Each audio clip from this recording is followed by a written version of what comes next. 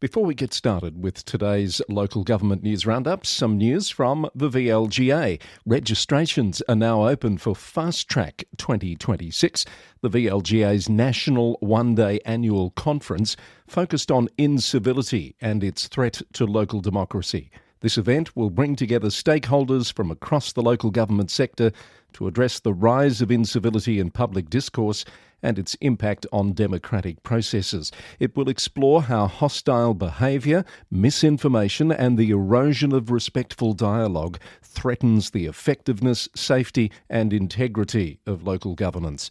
Participants will examine the causes of incivility, its consequences for elected representatives, council staff and civic engagement, and examine practical strategies for fostering respectful communication and resilience in the face of hostility.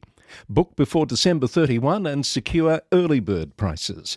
To register or find out more, visit the events page of the VLGA website at vlga.org.au. Coming up, the latest mayoral election results from Victoria. Peak bodies sound the alarm over Victoria's planning overhaul. New landslide erosion measures in Mornington Peninsula. The result of the Townsville mayoral election is official. A population boom in the City of Ipswich confirmed by new data. A Hobart councillor takes federal court action. A South Australian mayor's term ended early by fellow councillors. And a warning that new legislation could bankrupt some Western Australian councils. All of that and much, much more just ahead on Australia's #1 local government podcast, the Local Government News Roundup. Hello, I'm Chris Eddy. Welcome along to the program, brought to you by the Victorian Local Governance Association, the national broadcaster on all things local government, with support from Symphony 3, simple, connected customer experiences.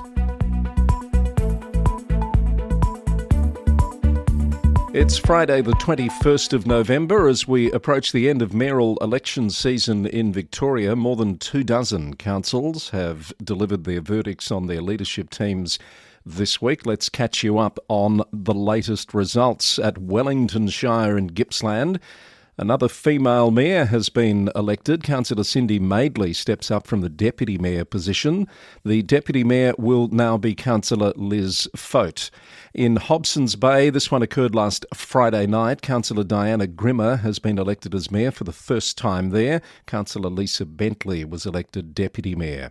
Bass Coast Shire Council has re-elected Councillor Rochelle Halstead as Mayor and Brett Tessari as Deputy Mayor. For South Gippsland, the Mayor is Nathan Hersey, of course a previous Mayor in 2022-23, and the Deputy Mayor there is Brad Snell. Up to the Gannawarra, where it's steady as she goes with the Mayor re-elected, Councillor Garner Smith, and the Deputy Mayor re-elected, Councillor Ross Stanton. Glenelg Shire has elected Karen Stevens as Mayor and Matt Jowett as Deputy. The City of Stonnington has also gone with continuity. Councillor Melinda Sear as Mayor, and the Deputy Mayor is now Councillor Samantha Chowdhury. In Benalla, some more stability with the re-election of both the Mayor and the Deputy Mayor. Councillor Bernie Hearn will have another term as Mayor and Councillor Justin King will continue as Deputy Mayor. The Shire of Bullock has elected Councillor Graham Milne as its Mayor. Now, he steps up from the Deputy Mayoralty, but takes on the mayoral role for the first time after 13 years on the council. Councillor Bernadette Hogan has stepped up as Deputy Mayor. In a first for the City of Maribyrnong and potentially for the nation, Councillor Mohammed Semra has been elected as the first African-Australian Mayor at Maribyrnong. Councillor Samantha Meredith has been elected as Deputy Mayor. Both are first-term councillors. The City of Merribeck has elected Nat Abood as Mayor and Jay Iwasaki as Deputy.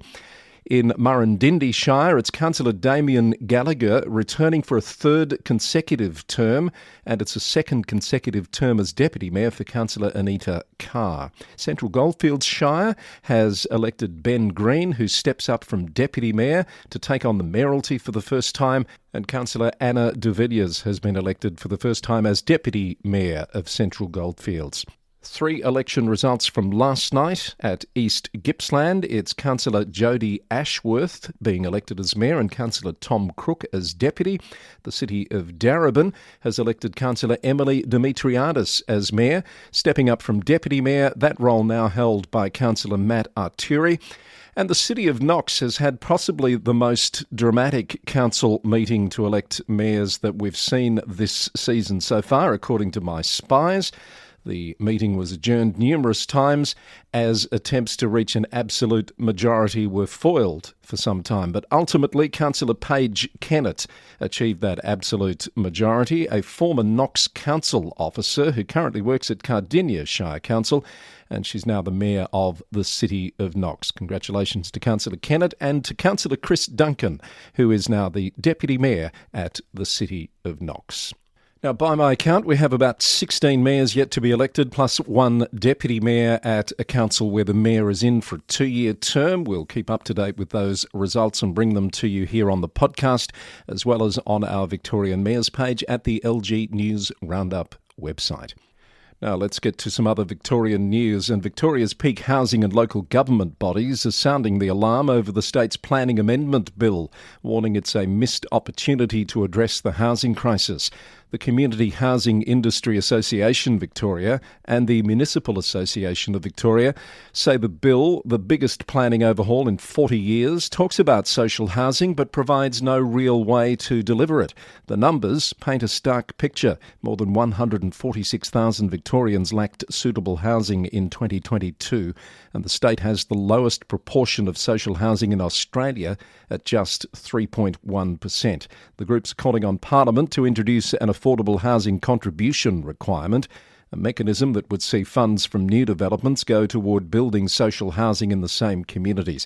Without it, they say the government is only paying lip service to Victoria's housing affordability crisis. The bill is set to go before the upper house in the coming days.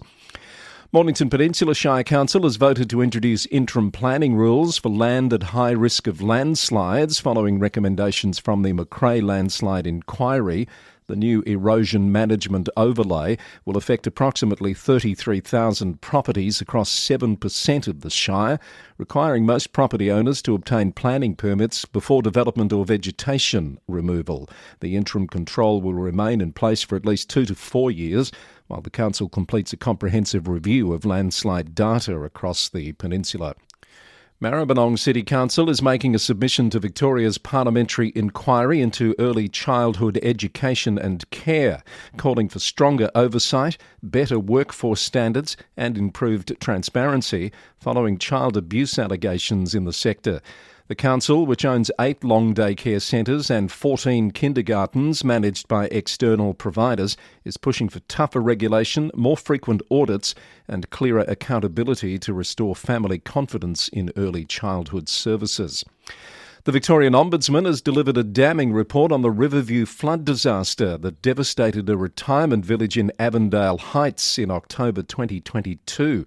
Ombudsman Marlo Baragwanath found that the flooding of 45 retirement villas was the direct result of what she called recognisable and avoidable government failures. The report found that poor flood modelling by Melbourne Water in the early 2000s allowed homes to be built dangerously low in a floodplain, and that Moonee Valley City Council signed off on faulty plans. The report also highlights similar concerns for residents at Kensington Banks, 9 kilometres downstream in the city of Melbourne, where climate change and increased development have created new flood risks.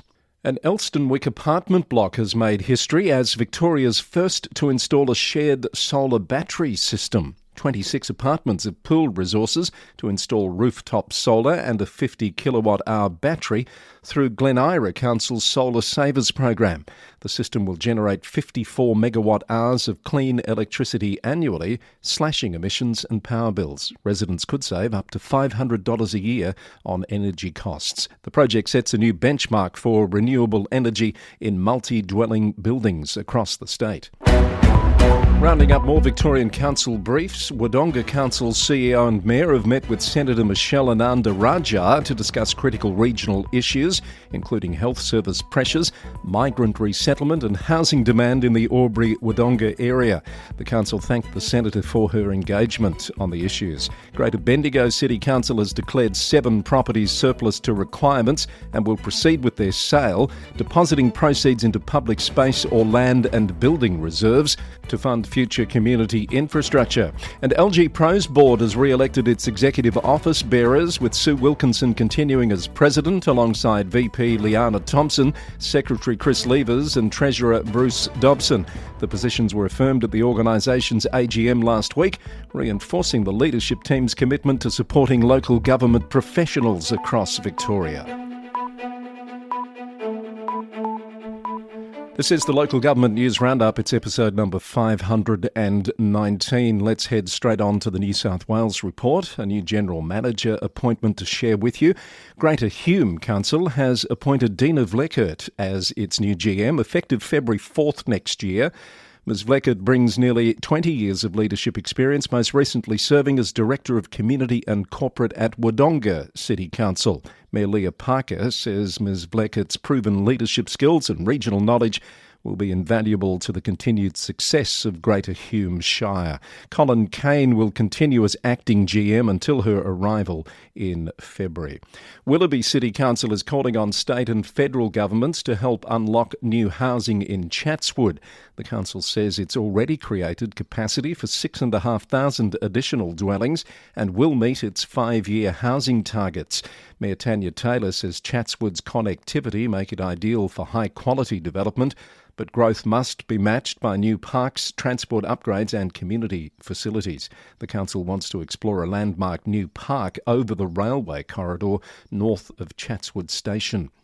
Maitland Council has expressed disappointment with the City of Newcastle's decision to allow rising tide protesters to use council land for their 2025 climate blockade. The Newcastle Herald reported that the decision has led to Viking Cruises cancelling 2 ship visits that would have brought hundreds of passengers and millions of dollars in revenue for the Hunter region. Some Maitland councillors are disappointed that Newcastle is accommodating the protesters, despite last year's damage to council property and multiple arrests. Newcastle Council granted an event licence allowing Rising Tide to use council-owned land, noting that 76.6% of some 1,500 public submissions supported the event. And Newcastle Council has voted unanimously to write to the High Speed Rail Australia Chief Executive and the Federal Minister for Infrastructure, encouraging them to progress the business case for a station at Broadmeadow to the next stage. The council will also engage with Newcastle Airport and Port Stephens Council on joint advocacy to the federal and state governments on a fast and direct public transport connection to the airport.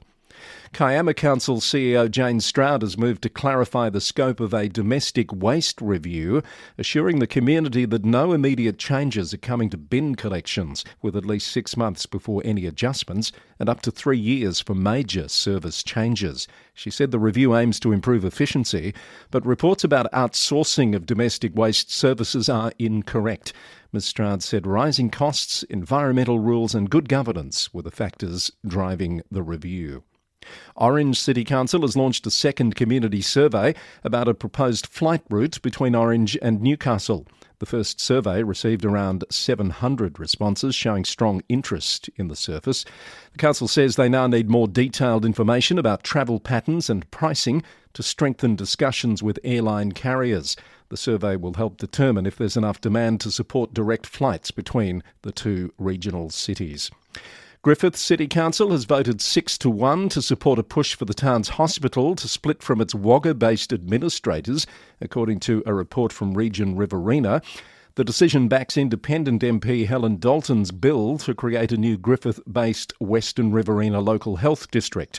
A community survey of nearly 800 people showed 62% backed the split, while only 3% wanted to retain the current model. And Greater Hume Council has secured $1.65 million in federal funding to complete the final stage of the Holbrook flood levy, with construction set to begin in the next financial year. The funding is part of the Australian Government's Disaster Ready Fund Round 3. It will help finish the levee's southern section, and the council will contribute an additional $400,000 towards the $2 million project. More New South Wales Council briefs. Penrith Council has released a draft biodiversity strategy for public feedback. aiming to protect the city's 13 unique vegetation communities and native species through 6 strategic goals. The New South Wales Government has certified Shoalhaven Council's coastal management program following years of development and community consultation. The program outlines 66 management actions to address key risks, including foreshore erosion, ecological concerns and sea level rise over the next decade. And the Office of Local Government is undertaking a statutory review of the Local Government General Regulation 2021. It will automatically be repealed on the 1st of September next year unless remade before then. OLG is proposing to split the regulation into 3 standalone regulations to make them easier to apply, starting with transferring election provisions to a new standalone local government elections regulation.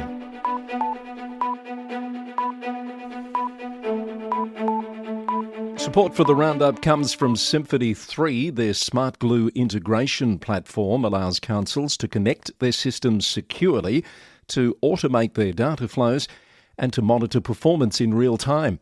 Symphony 3 has recently worked with Murrindindi Shire Council to develop a Snap Send Solve connector to Civica CRM.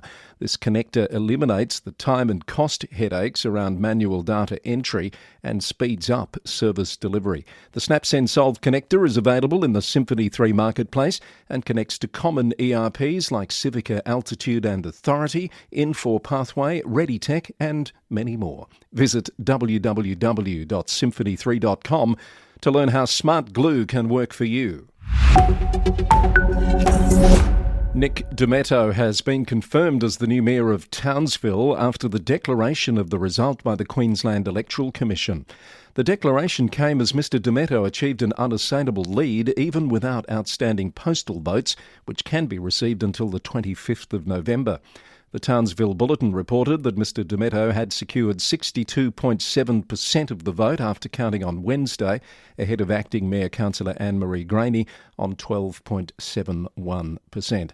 New figures show the City of Ipswich is booming, with more than 2,300 new residents settling in over the past 3 months, pushing the city's population to over 268,000 and its growth rate to 3.5%. The September quarter saw 840 new homes built, with Ripley leading the charge as the fastest growing suburb, adding 515 new residents. The council is calling on state and federal governments to urgently upgrade transport infrastructure to support the rapidly expanding Ripley Valley Priority Development Area in particular. Gold Coast councillors have rejected a 9-storey tower designed to provide accommodation for homeless people, students and workers in Miami.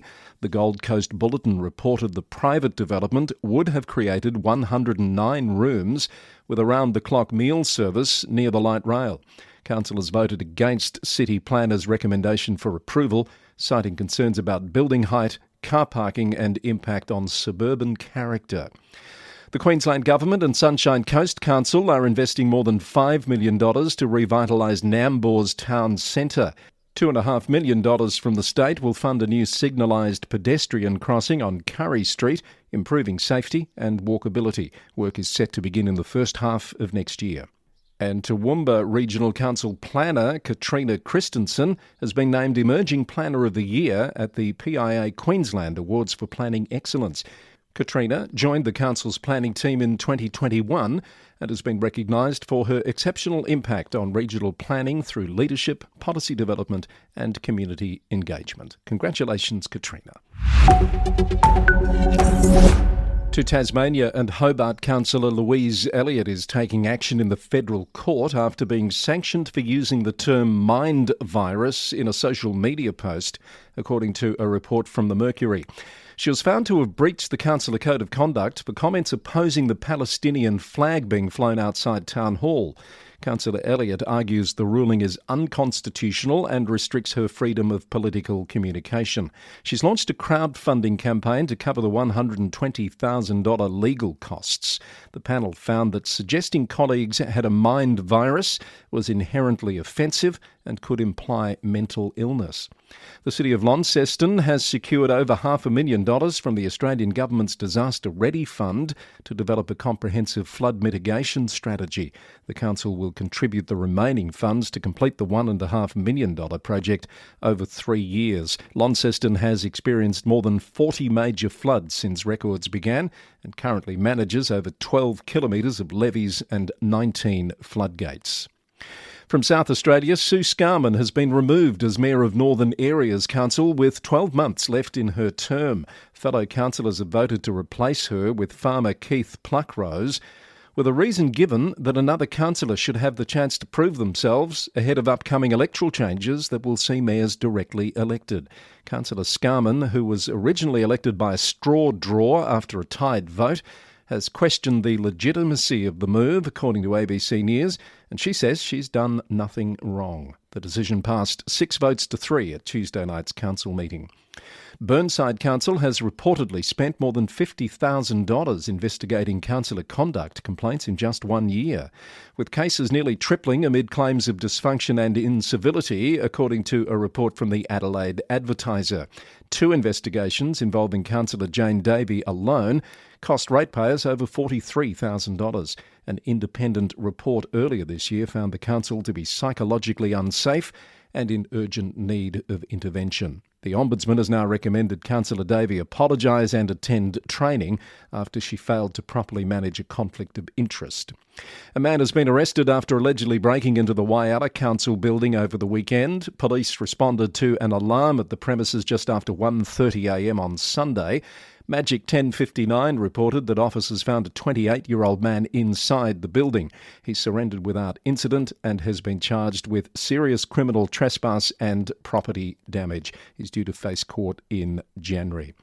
Community feedback is open on a proposed boundary change affecting land parcels in Skye in the City of Burnside and Adelaide Hills Council. The minor administrative change, first raised in 2018, aims to resolve a boundary anomaly between the two councils. The District Council of Cleve has completed a review of its electoral representation arrangements, resulting in an increase of 1 area councillor. The council will comprise a mayor and 6 area councillors effective from the next council elections, and the council area will not be divided into wards. And Alexandrina Council has elected Councillor Michael Scott, ASM-OAM, as Deputy Mayor for a 1-year term until the 2026 local government elections. He replaces outgoing Deputy Mayor Peter Oliver, whose term ends on November 30. And some news out of Western Australia for you from ABC News. The Lower House has passed legislation that would stop councils from charging rates on certain mining land, a move that could devastate the Shire of Mount Magnet by slashing its annual rates income from $3 million to just $300,000. The reform follows a Supreme Court ruling in July that allowed the Shire to levy rates on mining camps with miscellaneous licences, but the mining industry warned it could cost the sector $55 million a year. Mount Magnet's chief executive, Charlie Cable, says the SWIFT legislation, which requires repayment of rates collected since 2017 within 28 days, shows amazing disregard for the impact on small regional communities and could make the Shire economically unviable. The WA government is slashing planning red tape to fast-track high-density housing developments near 10 Perth train stations, according to ABC News. The WA Planning Commission will replace local councils in setting height and density guidelines. Planning Minister John Carey has issued a warning to councils opposing medium to high-density developments that the time for delays is over. The City of Canning has voted to audit all of its public laneways to identify which need better lighting as resident requests continue to mount. Councillors say there's a significant backlog of lighting requests, with Willerton accounting for 35% of outstanding requests. The city currently has a budget of just $50,000 for laneway lighting upgrades this year, according to Perth Now. And the West Australian reported that the city of Rockingham is pushing for 16,000 extra homes, including 24-storey towers along the foreshore, to support a population boom driven by AUKUS defence projects. Mayor Lorna Buchan says the city's population is growing at 3.5% a year and desperately needs varied housing options. She's called on the state government to urgently approve the precinct plan, allowing high-rise development in the city centre and along the waterfront. And finally, from our national roundup, the Local Government Association of the Northern Territory has elected Councillor Peter Panqui from the City of Darwin as its new president at this week's AGM in Darwin. Two new directors, Mayor Joanna Holden from Katherine Town Council and Councillor Mark Fraser from the City of Palmerston, have joined the board as the organisation focuses on building capability and driving reform across the territory. The announcement comes as the City of Palmerston rejoins membership of LGANT, strengthening unified representation for councils across the territory. Let's finish out the episode with some reports from overseas, starting in the UK, where Liverpool City Council has admitted it took fatalities to occur before action was taken on a road where an elderly couple drowned in floodwater. The couple died when their car became trapped in flash flooding on Queen's Drive in August 2023. BBC News reported the council's highways chief said it would not be feasible to close roads based on weather warnings alone. 4 flooding incidents had occurred at the same location that year, with vehicles stranded and people rescued. The council accepted its response prior to the fatal incident was reactive rather than proactive. The Union Jack and St George's flags put up across Warwickshire since the summer are being taken down by the Reform UK-led council. Council leader George Finch says the move is necessary to make way for Christmas lights, with contractors citing health and safety concerns. The flags won't be destroyed and could return in the new year, according to BBC News. Highland Council is launching an action plan to tackle £850,000 worth of food waste from school meals each year. A survey found more than 70% of dining hall staff reported too much food ending up in bins, with some entire meals thrown out untouched. Pupils have requested simpler meals like sandwiches and sausages, but they also want less processed food. The council serves 18,000 lunches daily across 202 schools. And from The Guardian, Chancellor Rachel Reeves is reportedly preparing to give English mayors the power to charge a tourist tax on overnight stays. A 5% levy would cost British holidaymakers an estimated £518 million in additional costs, including VAT. The hospitality industry warns this would create an effective consumer tax of 27%, one of the highest rates in Europe. Edinburgh is already introducing a 5% tourist tax from July, while Wales will charge £1.30 per person per night from April 2027. Across to mainland Europe, Milan has increased its tourist tax ahead of the Milano Cortina Winter Olympics, sparking fury from the hospitality sector. The rate will rise to €10 per night for 5-star hotels and €9.50 for short-term rentals from January. The hospitality industry says the move is disproportionate and unsustainable, warning it could lead to a 30% drop in tourist numbers, while hotel groups say they were given no advanced warning or consultation about the decision. From the US, police departments across Washington state are switching off license plate reader cameras following a court ruling that the data must be made public. GigWire reports that a judge determined that images captured by automated license plate readers are public records under state law. Cities including Redmond, Linwood and Cedro-Woolley have disabled their cameras amid privacy concerns and potential immigration enforcement access. Some council stories from CTV News in Canada. Barrie City Council has approved a 0% increase to the city's operating budget for the 4th consecutive year. Mayor Alex Nuttall says the budget maintains stable taxes while investing in key projects including a new South Barrie Recreation Centre and library. North Bay councillors are calling for an external review into the mayor's expenses scandal. The motion argues the city's Integrity Commissioner investigation was too limited, and council members believe a more comprehensive external investigation is needed to ensure full transparency and accountability in the matter. And Vancouver councillor Rebecca Bligh is tabling a motion to ensure the city maintains its commitment to the Women's Equity Strategy following the closure of the Equity Office. The strategy has been in place since 2018. The Equity Office was shut down in September as part of Mayor Ken Sim's cost-cutting measures. A second motion will call for a gender-based violence prevention task force, noting 34 women have been killed in BC since August due to intimate partner violence. And a note out of New Zealand, the former Mayor of Wellington, Tori Whanau, has announced she's relocating to Melbourne. The 42-year-old announced the move on Facebook after choosing not to seek re-election as mayor and failing to secure a seat as a councillor in the recent elections. Her single term as mayor was marked by council divisions and government intervention, including the appointment of a Crown Observer. She's also pursuing legal action over alleged defamation and harmful digital communications. Stuff reported that her departure adds to the record 30,000 New Zealanders who moved to Australia in the past year. That wraps up the podcast for another week. There's much more news on our website, lgnewsroundup.com. This was edition number 519, recorded on the morning of Friday, the 21st of November. The podcast is brought to you by the Victorian Local Governance Association, the national broadcaster on all things local government, with early bird registration open now for Fast Track 2026. And support for the podcast comes from Symphony 3, simple, connected customer experiences. We record in the city of Greater Geelong, Victoria, on the land of the Wadawurrung people of the Kulin Nation, and we come your way 3 times a week, Monday, Wednesday and Friday. I'll be back with more on Monday. Have a great weekend. Until our next episode, thanks for listening and bye for now.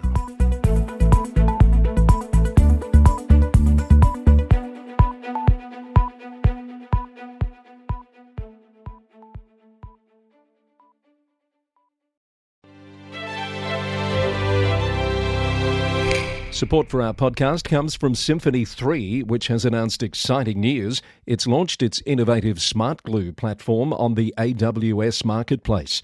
That makes the secure and affordable integration solution accessible to government agencies worldwide.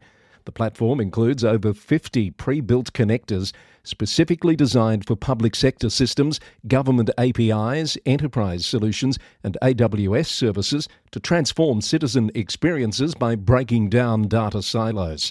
Smart Glue delivers operational excellence for local governments through cost reduction, process optimization, improved decision-making and scalable architecture, all while maintaining comprehensive security and compliance standards required by public sector organisations. Get in touch to see how Symphony 3's expanded team and solutions can support your goals. Head to symphony3.com to find out more.